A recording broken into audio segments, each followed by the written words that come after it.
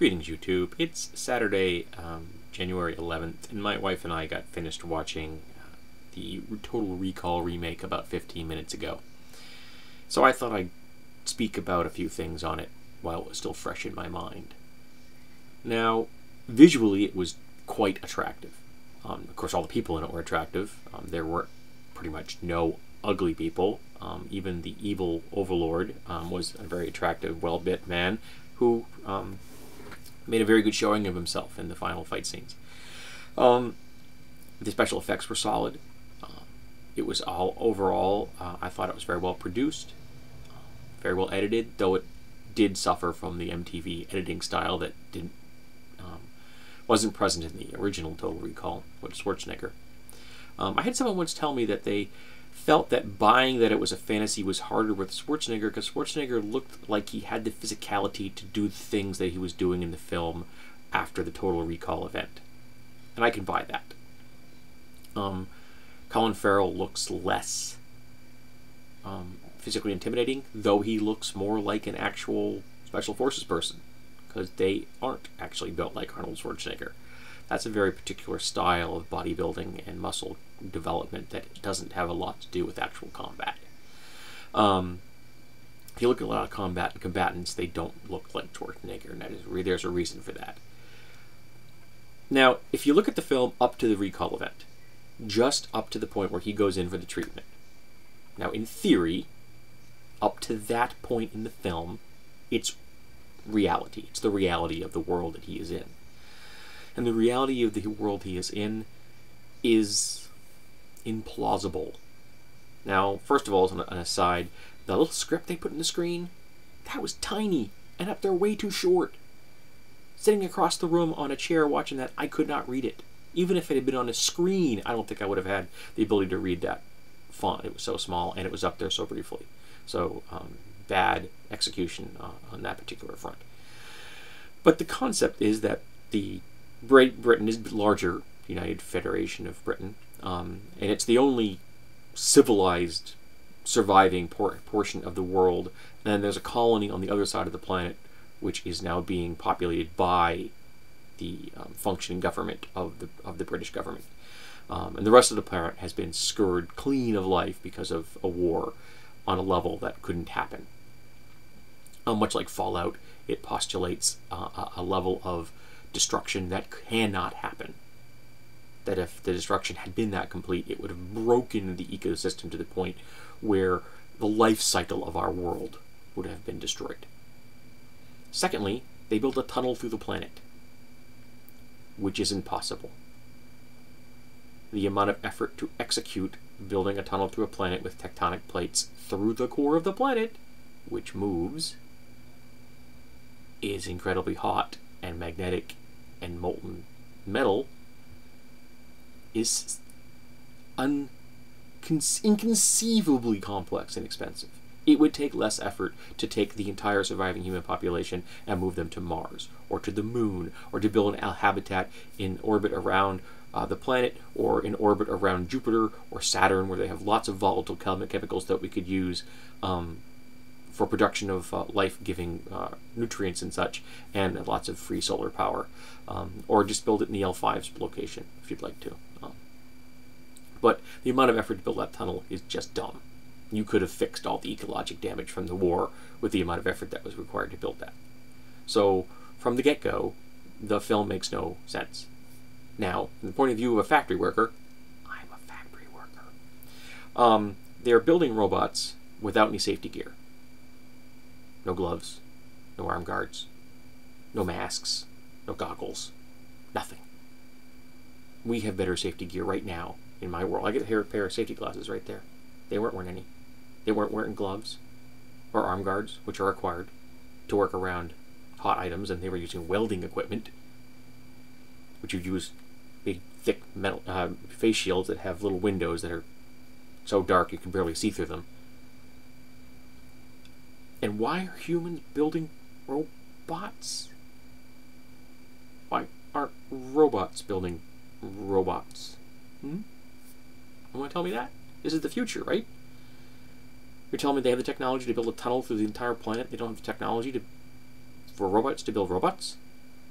But then again, at least the robots weren't talking. That's good, because there's no reason for robots to talk. They have radio signals. But why did robots have wrist comps? Why were robots holding weapons? Why didn't they have weapons built into their bodies? Why were there flying cars ripping off both Fifth Element and Blade Runner, which are all over this movie? Why were the flying cars being chased? Why were there robots sitting in flying cars? Why were that not just robotic drones? We have robotic drones now. You see where this is going? There are so many things wrong with this film, up until the reality ends, in theory, at the recall event. Now, from that moment on, the idea is everything else in the film was a fantasy within inside the head of Hauser / Quaid. Okay? There are parts of the story, and the Total Recall had the same problem. There are parts of the story where we, the viewer, are seeing things on the screen that Hauser, the person experiencing the fantasy, could not know about because Hauser was not present for them. Conversations going on between the evil overlord and his wife. Conversations going on between his wife and her subordinates, or her questioning some mook in the streets. Hauser could not have known about that. We, the viewer, should not be seeing anything that Hauser is not experiencing. This should be Fight Club. Everything in Fight Club was from first person. We saw what he saw. No one spoke to Brad Pitt's character because Brad Pitt's character wasn't there. He was inside the other guy's head. So if you want this to be believable, you have to build it the same way that Fight Club did. You have to show only the things that from the first person that he can personally experience. And the movie didn't do that. The movie showed you all kinds of stuff that should have only been inferred, but it would have made a more difficult story to follow, but it would have made more sense within the context of the film. And then there was, of course, within the plausibility of the storyline itself. And if this was a fantasy, it was horribly written. But it was the people in the film were doing stupid enough things that it could be real life. For example, they're going to invade the colony. Why did they still have news feeds going to the colony? The moment they decided to invade the colony, they cut all contact off. And why was no one using vessels on the surface of the planet? You're telling me you can't get drones and missiles and rockets from one side of the planet to the other anymore? ICBMs don't work? They have to go through a tunnel, an easily destroyed tunnel. Didn't anyone learn anything from Star Wars?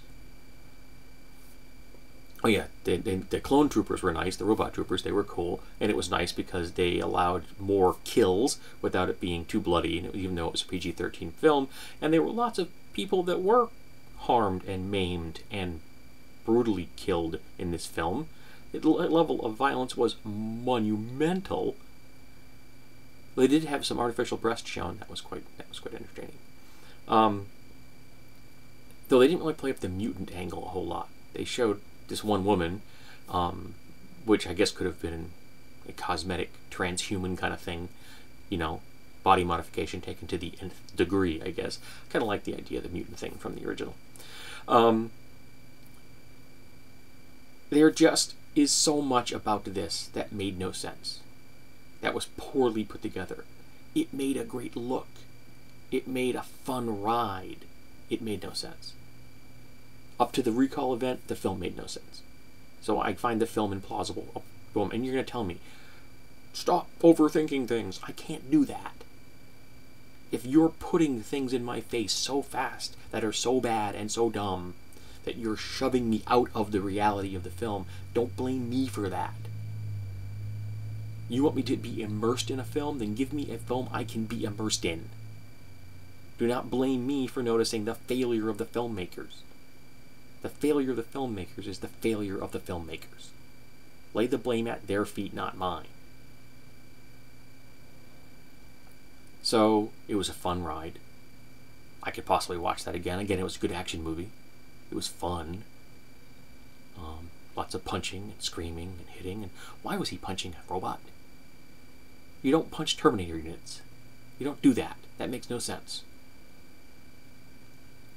There were just lots of things in this that made no sense. If it's a fantasy, he got cheated. And up to the point of the fantasy, if that's where it began,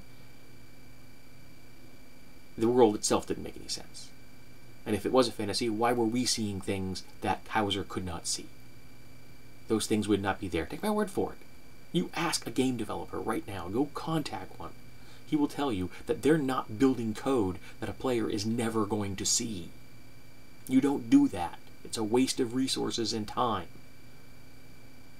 You build sets, and you build things, you build only the NPCs that they're going to interact with. You don't have NPCs talking to NPCs off screen where the player character is never going to see them. You don't do that. It's dumb. It's a waste of resources and time and money. And it brings nothing to the game. Nothing. If you want an event to happen in the future as though that conversation had taken place, then you just do it. You're in charge of that script. You can do anything you want to. You're God. So it just was silly. Fun, silly. Prettier than the original, I think. I loved a little, like the woman getting off through the scanner, and you think, oh, it's going to be the same woman that was from the original, and it wasn't. It was the guy behind her. It was a nice touch, though she was too short to have been played by Farrell. It was just, and I was kind of sad he didn't have his original accent. I like his accent. It's quite entertaining. I have a thing for accents. He just sounded very generically American. In fact, so American that he kind of sounded like he was putting on an American accent.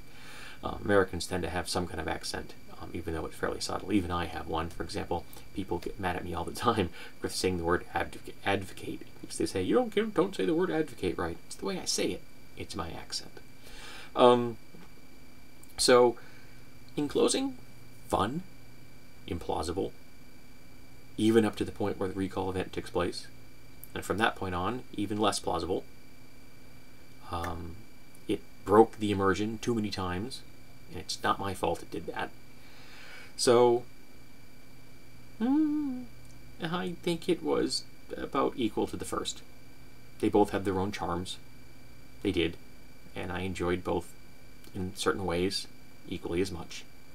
Though the Schwarzenegger film had more connection to my heart because it's, been in my life for longer. I've seen it more times.